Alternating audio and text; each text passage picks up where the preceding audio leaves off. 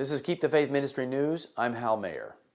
Jesuits in Britain exuberantly proclaimed the news that a deal had been reached in Paris at the Climate Change Summit, where 195 nations signed a new agreement struck December 11.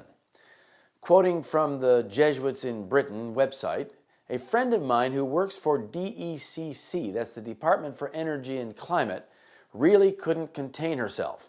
She spoke of how difficult the negotiations were, how her boss, who had spent his entire career aiming to get to this point, had spent many sleepless nights with representatives from all over the world negotiating language, nuances, square brackets, terms and conditions, crafting a document of 31 pages, sans square brackets, with terms that could mean exactly the same for capitalist Western governments as they would to communist South American ones. With the involvement of the first Jesuit Pope pushing hard for climate change agreement, and at least one Jesuit website proclaiming we have a deal, the odds are becoming pretty strong that the Jesuits are behind the climate deal in Paris. Keep in mind that the climate change deal is a global agreement in which Pope Francis fully engaged himself in promoting through his encyclical Laudato Si, and at a Vatican invitational to approximately 60 big city mayors, and with public statements, such as one just before the opening of the Paris conference in which he said that it would be catastrophic if a deal wasn't reached, and by visits and phone calls with presidents, prime ministers, and other official dignitaries, some apparently during the Paris conference itself. He was full on in his office as Pope with his experience as a Jesuit to accomplish the first global agreement on climate change.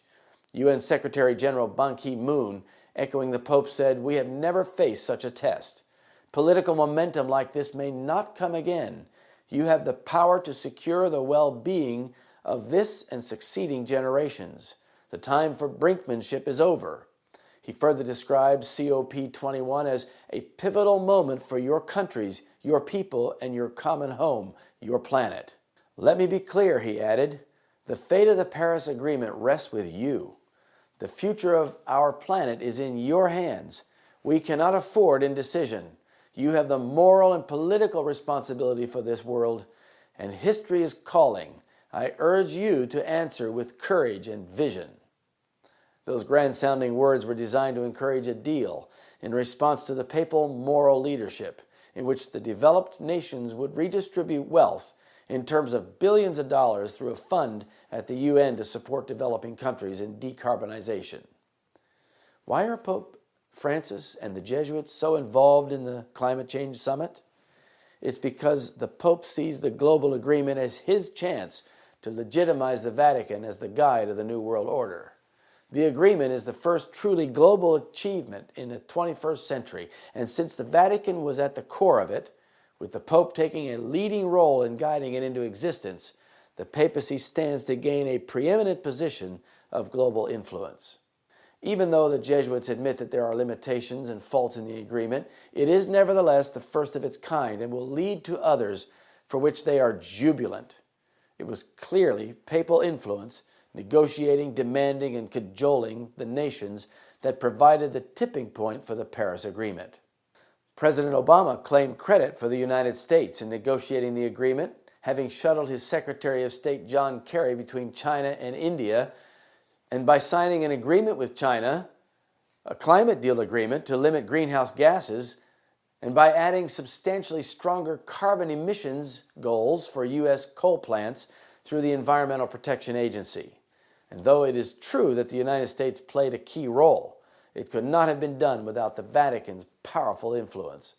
The two worked together, just as the Bible predicted, to achieve a climate deal. The climate change is the first global supranational agreement. All nations that sign it must give up some of their sovereignty in doing so.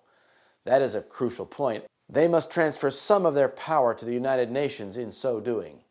The controlling power is at the United Nations, which the Vatican views as inferior to itself. The Vatican is using the United Nations and the United States as its political tools, laying the foundation for its ultimate goal, of which the climate agreement is merely the foundation, a universal law linking the environment or creation to worship on the only day that Rome promotes for worship, Sunday. Keep in mind that the Pope's influential encyclical Laudato Si stresses Sunday worship as an important element in protecting the climate, even alluding to a law of Sunday rest for the environment. The Jesuit Pope is clearly now leading the New World Order from behind the scenes.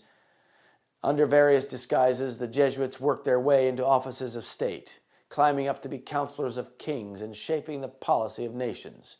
That's Great Controversy, page 235.